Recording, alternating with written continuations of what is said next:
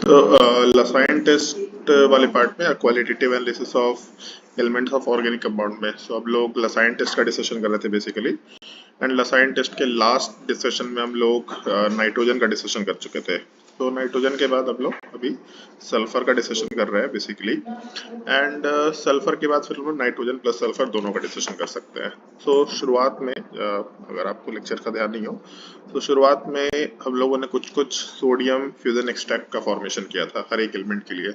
Nitrogen के लिए कुछ अलग था, सोडियम के लिए अलग था, हेलोजेंस के लिए अलग थे। तो बेसिकली जो हम लोग एक्सट्रैक्ट का फॉर्मेशन कर रहे थे सोडियम फ्यूजन एक्सट्रैक्ट, सबसे पहले तो इस चीज का ध्यान रखना है। जब हम लोग सल्फर की बात करेंगे बेसिकली सोडियम वाला पार्ट सल्फर के साथ कंबाइन करके Na2S का फॉर्मेशन करा रहा था। बेसिकली सोडियम सल्फाइड का फॉर्मेशन हो रहा था, हम लोग ऐसा मेंशन कर सकते हैं।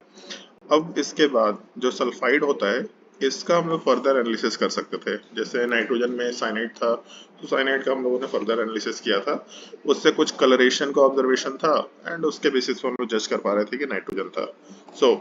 अगर हम लोग को सल्फाइड का एनालिसिस करना है तो हम लोग ऐसा बोल सकते हैं कि जो सल्फाइड होगा सबसे पहले इस सल्फाइड को हम लोग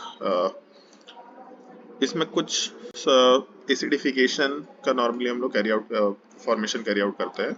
हम लोग एसिटिक एसिड के साथ इसको मिक्स करके एसिडिफाइड सॉल्यूशन का फॉर्मेशन कराते हैं। बेसिकली ऐसा लिख सकते हैं हम लोग कि सोडियम सल्फाइड CH3COH के साथ या एसिटिक एसिड के साथ कंबाइन करके एसिडिफाइड सॉल्यूशन का फॉर्मेशन कर गया।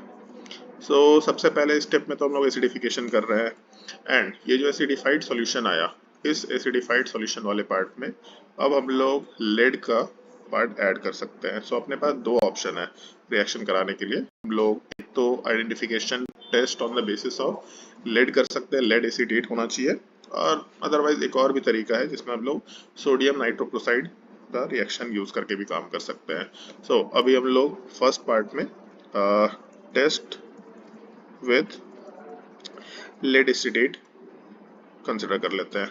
लेड एसिडेट का मतलब हो गया हम लोग के पास CH3 COO whole twice Pb। जब हम लोग लेड एसिडेट में Na2S को डालेंगे तो हम लोग को एक सर्टेन कंपाउंड का फॉर्मेशन मिल सकता है। बेसिकली सोडियम सल्फाइड का रिएक्शन या सोडियम सल्फाइड में जब हम लोगों ने लेड एसिडेट को डाला बेसिकली हम लोगों को डबल डिस्प्लेसमेंट टाइप का रिएक्शन मिलेगा एंड जो लेड है ये लेड वाला पार्ट सल्फर के साथ कंबाइन कर जाता है। जब सल्फर के साथ कॉम्बिनेशन होगा तो हम लोग उसके बेसिस पे कुछ कंपाउंड का फॉर्मेशन कर सकते हैं। बेसिकली जो लेड सल्फाइड है इनसॉल्युबल टाइप का रहेगा, प्रेसिपिटेट का फॉर्मेशन करेगा एंड प्रेसिपिटेट ब्लैक कलर का फॉर्म होता है। एक तो ये तरीका हो गया। हम लोग क्वालिटेटिव एनालिसिस की बात कर रहे हैं। ऐसा हुआ कि एक ऑर्गेनिक कंपाउंड था, ऑर्गेनिक कंपाउंड का सोडियम से रिएक्शन कराया।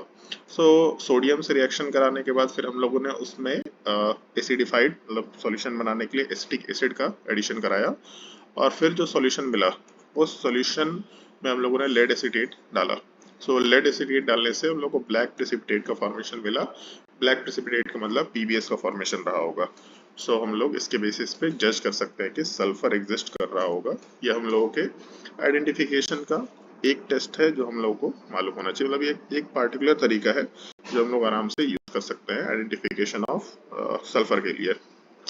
इसके अलावा फिर हम लोग एक और भी तरीका यूज कर सकते हैं जहाँ पे हम लोग सोडियम नाइट्रोक्लोराइड के साथ रिएक्शन करा सकते हैं। मतलब जो हम लोगों का फ्रेशली प्रिपेयर्ड सॉल्यूशन होता है उसका हम लोग सोडियम नाइट्रोक्लोराइड के साथ भी रिएक्शन कैरी आउट कर सकते हैं। सेकंड मेथड में हम लोग टेस्ट विद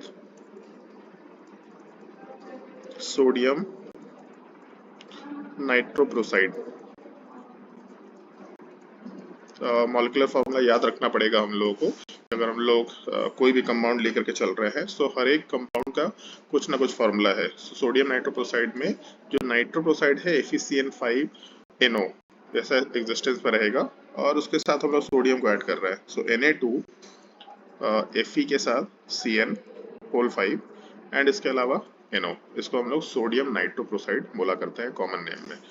अगर हम लोग अपने लेड सल्फेट वाले पार्ट का रिएक्शन सोडियम नाइट्रोक्लोराइड के साथ कराते हैं तो फिर हम लोग को सोडियम थायो नाइट्रोक्लोराइड का फॉर्मेशन मिलता है। मतलब बेसिकली जो NO वाला पार्ट है बस उसको S में कन्वर्ट कर लो। हम लोग इसी को कॉपी कर सकते हैं। मतलब जो हम लोगों का मॉलिक्यूलर फार्मूला ऊपर वाला दे रखा इसी को हम लोग कॉपी करके बेसिकली इसी में थोड़ा मॉडिफिकेशन कैरी आउट कर सकते हैं, बट उस मॉडिफिकेशन में ध्यान रखना है। सो मैं फिर लिख लेता हूँ। अगर हम लोग 1 मिनट, सो हम लोग अगर रिएक्शन कैरी आउट कर रहे हैं, तो सॉरी, ओके, सो इसमें